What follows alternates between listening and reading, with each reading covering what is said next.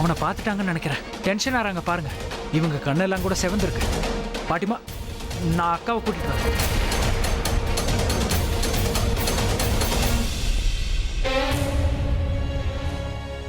நிக்கிலுக்கு phone பண்ணி எங்க இருக்கான்னு கேட்கணும். இவனெல்லாம் என்ன பண்றது? எந்த நேரத்துல கூட போன் எடுக்க மாட்டேங்கிறான். யூஸ்லெஸ், ஷேம்லெஸ், தேர்ட் கிளாஸ் ஃபெலோவா இருக்கான். இவன் என் லைஃப்ல எப்படி வந்தான்னு தெரியலையே. எப்பவும் என்ன ஏதாவது சொல்லிக்கிட்டே இருப்பான். இன்னைக்கு இவனால சொதப்பிடும் போல இருக்கே. எங்க போயிட்டான்?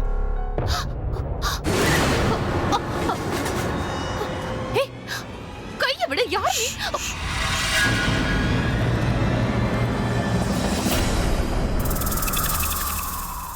கொஞ்சமாவது உனக்கு அறிவு இருக்கா? நீ இப்படி எல்லாம் கத்தனா நம்ம 2 பேருமே மாட்டிப்போம். உனக்கு தான் அறிவே இல்ல. நீ இந்த குளத்துல வருவேன்னு எனக்கு நான் ஜோசியமா தெரியும். தலையில என்ன போர்டை மாட்டி வச்சிருக்க? பிரெக்னெண்டா இருக்கிறவளை இப்படியா பயமுறுத்துவ? நான் என்ன பண்றது? இங்க வந்திருக்க கிரௌட பாத்தியா? இந்த ஏரியாவை சுத்தி கேமரா செட் பண்ணிருக்காங்க. எத்தனை பேர்கிட்ட என் முகத்தை மறைச்சுப்பேன்?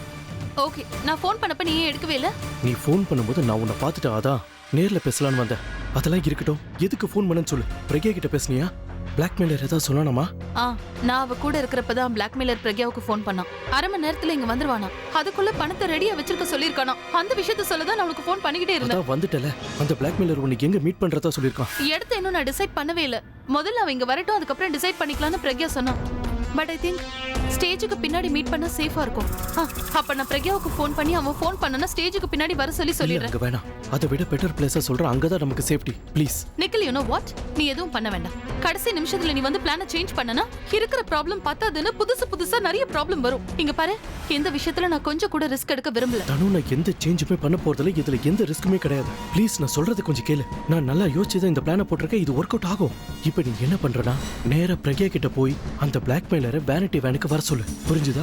அந்த பிளாக்மெயிலர் அங்க வரதுக்கு முன்னாடி நாம அங்க போய் கேமராவை செட் பண்ண போறோம். அப்பதான் அவனை மீட் பண்றதுக்கு முன்னாடி அவன் யாருங்கிறத தெரிஞ்சுக்க முடியும். அடையாளம் தெரியாத ஒருத்தனை மீட் பண்ண போறது ரொம்ப ரொம்ப ரிஸ்கான விஷயம். என்ன புரிஞ்சுதா? Yes, I think you are right. முதல்ல அவனோட ஃபேஸ பாத்துடலாம். சேஃப்னு தெரிஞ்சா மட்டும் அவனை மீட் பண்ணலாம். எஸ், அதான் நம்ம பிளான். ஓகே, நான் பிரக்யாவுக்கு ஃபோன் பண்ணி இதுதான் பிளான்னு சொல்லிடுறேன். அப்புறம் இன்னொரு விஷயம், நான் உனக்கு ஃபோன் பண்ணேன்னா தயவு செஞ்சு ஃபோனை எடு. இப்படி பின்னாடி வந்து சர்ப்ரைஸ் கொடுக்குற வேலையெல்லாம் வச்சுக்காத. அது சர்ப்ரைஸா இல்ல, எனக்கு ஷாக்கா தான் இருக்கு. ஹார்ட் அட்டாக் வந்து செத்து. அது எப்படி செல்லும்? உனக்கு ஹார்ட் அட்டாக் வரும்? பேபி, உன்னோட ஹார்ட் என்கிட்டல இருக்கு. So relax. முதல்ல நீ போய் பிரக்யா கிட்ட நான் சொன்னதை சொல்லு. அதுக்குள்ள நான் கேமரா ஃபிக்ஸ் பண்ணிட்டு வரேன். அக்கா சீக்கிரம் வாங்க. ஆண்டி அவனை பார்த்துட்டாங்கன்னு நினைக்கிறேன். என்னாச்சுமா? ஏன் ஒரு மாதிரியா இருக்கீங்க? கொஞ்சம் ரீவைண்ட் பண்ணி காட்டுங்க.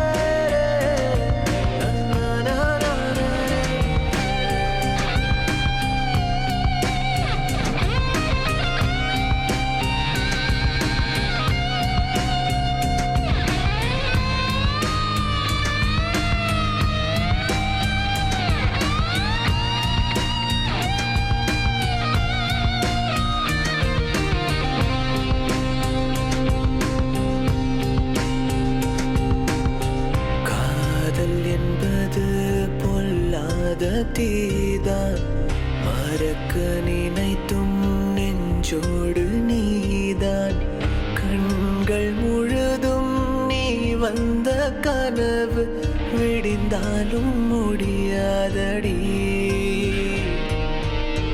உன்னுடன் நான் வாழ்ந்த நொடிகளை போதும் ஜென்மம் ஈடேறுவே உன் வீரல் தருகின்ற வெப்பங்களை நினைத்தால் நெஞ்சில் வலி கூடுமே அன்பே அன்பே என் கண்ணில் விழுந்தாய் அன்பே அன்பே என் நெஞ்சில் நுழைந்தாய் அன்பே அன்பே என் விட்டு பிரிந்தாய் அன்பே அன்பே புயல் போலே கடந்தாய்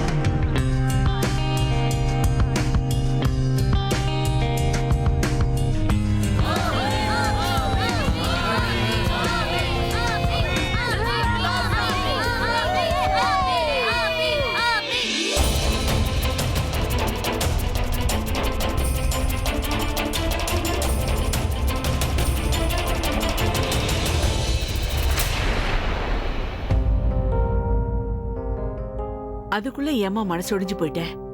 ஆ? நம்பிக்கையோட இரு, எல்லாம் சரியாயிடுமா? எதை வச்சு பாட்டி நீங்க சொல்றீங்க? வர வர எல்லாமே நாம நினைச்சதுக்கு எதிராக தான் நடந்துட்டு இருக்கு. அடுத்து நான் என்ன பண்றதுன்னு எனக்கு ஒண்ணுமே புரியல. தனிமா கண்காணிப்பா இவர் என்ன பண்றாருன்னு பாப்பேன்னா நான் என்னத்த பாப்பேன்? பாட்டி அவர் உண்மையிலேயே அந்த அனௌன்ஸ்மெண்ட்டை பண்ணிட்டாருன்னா என்ன பண்றது?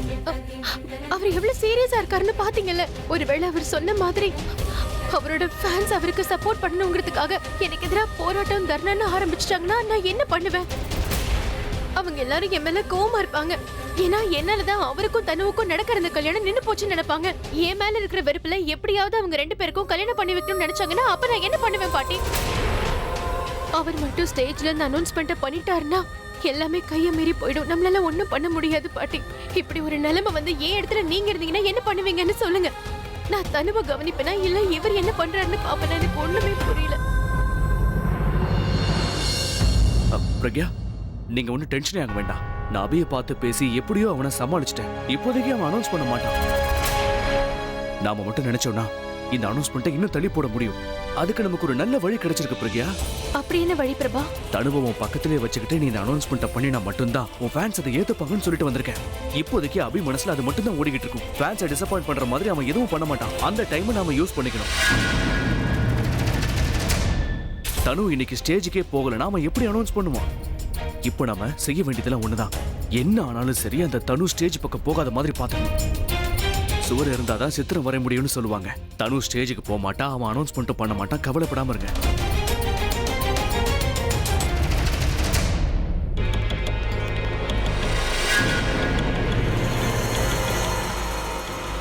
அக்கா அக்கா தனு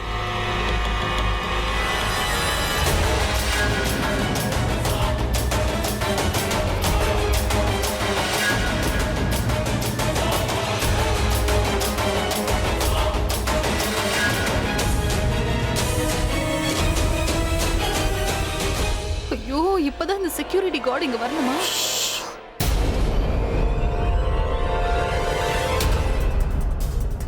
யார் இது கூட?